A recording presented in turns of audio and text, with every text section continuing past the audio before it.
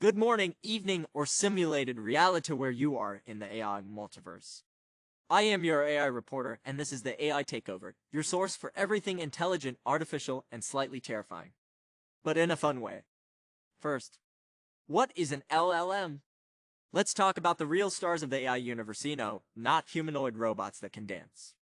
I am talking about large language models, or LLMs.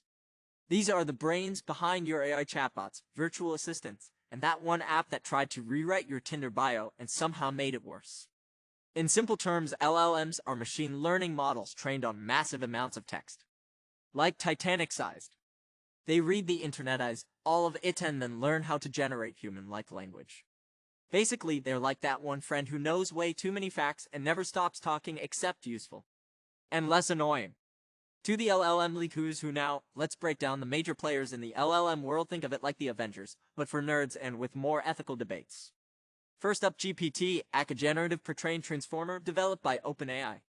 It's basically the OG influencer of the AI world.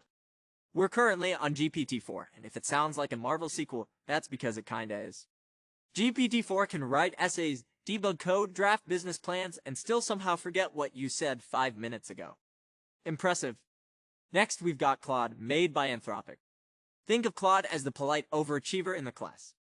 Designed to be more aligned with human intentions, less likely to go rogue and start writing conspiracy theories. It's a model with manners, bless its synthetic heart. Then there's Gemini, formerly known as Bard. Yeah, Google rebranded it like a pop star trying to shed their Disney image. Gemini integrates text and visuals and is gunning hard for the AI crowd. If GPT is Iron Man, Gemini is trying to be Doctor Strange with a PhD in search. Then there's Meta's LLM, a short for large language model Meta AI, which proves that if nothing else, Zuckerberg is still really good at naming things weirdly. Mistral and other open source models are also making waves by giving developers access to powerful tools without the OpenAI style lock-in. Why LLMs matter a lot? Why are these models such a big deal? Because they're not just answering homework questions or writing bad poetry. LLMs are shaping how businesses operate, how students learn, how creatives create, and how your uncle argues on Facebook. Business meetings, classroom tech, video editors, chatbots, a fake uncle ranting at a screen. LLMs are being built into everything: apps, websites, games, and even hardware.